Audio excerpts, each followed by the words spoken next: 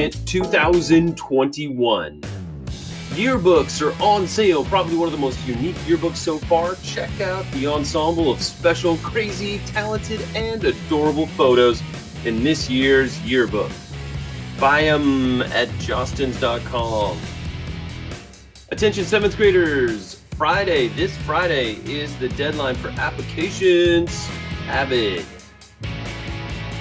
Higher Education Thursdays. That's right, this Thursday, all Paulding students and staff show your support of higher education and wear college gear. Speaking of college, Cal Poly Seeds in STEM. March 6th, grades 7 through 12. It's free.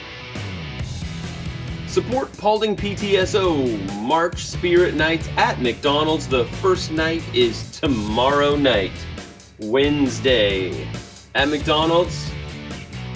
The school district monitors all of your internet searches, even if you are on your school account at home. Save the date. 8th grade student parent information night. Welcome to the Nest.